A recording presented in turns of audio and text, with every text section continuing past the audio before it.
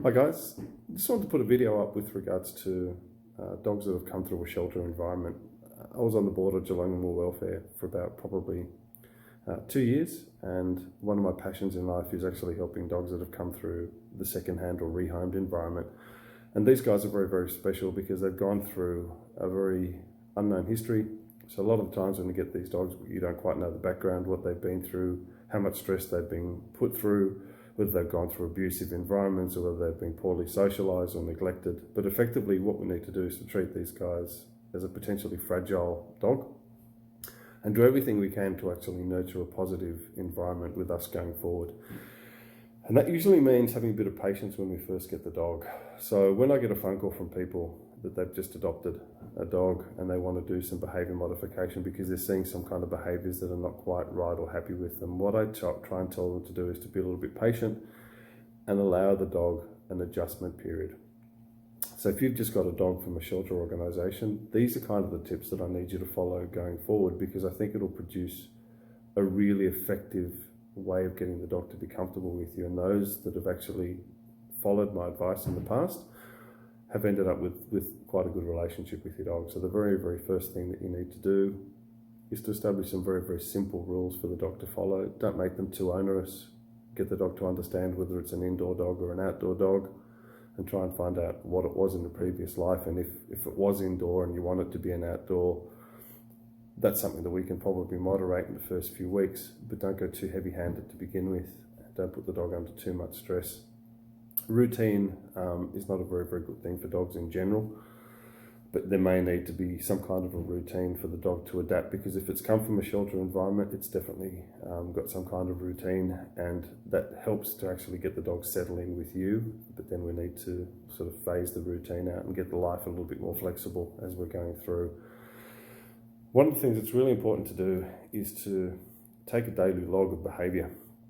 So try and look at your dog and just try and see how it copes and just see what the common ingredients are. So a daily log of what it's doing and what are the particular problems that it's actually facing or behaviours that it's giving you. It's important to witness and diarise. And the adjustment period varies, but what I say to people is minimum 3, maybe 4 weeks is a good adjustment period, just to let the dog settle and figure out how to relate to you, because we're trying to develop a relationship and trust and a rapport with you that it probably hasn't had up until now, and it doesn't know whether it's actually going to be moved on to another home or it's with you as its forever home going forward. So we need to try and make the dog feel comfortable as best as possible. And if we look at a behaviour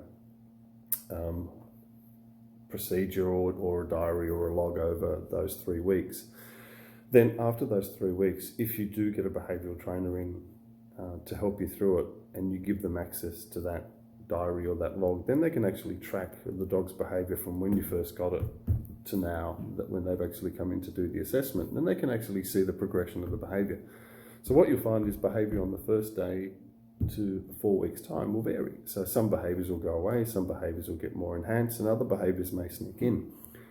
So even from a cost point of view, it's probably better just to hold off and actually do that behavioural assessment down the track, so you know that you're not wasting money fixing behaviours that might sort of fix themselves in that period of time that you've actually got the dog with you.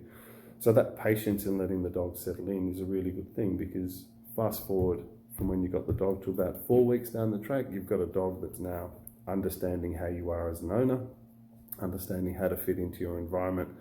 It's comfortable, it knows that it's going to be there for a while, it's not going to be shifted onto another environment. You've actually seen how the behaviour's developed over those 3 or 4 weeks.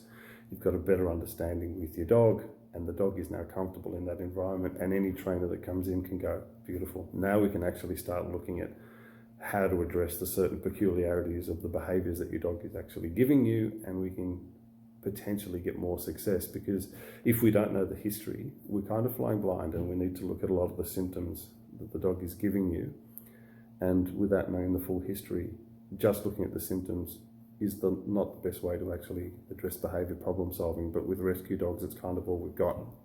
So the more information that we can actually get over the 4 weeks or 3 or 4 weeks that we've got the dog, or that you have the dog with you, just makes it easier for those that follow on. So be patient.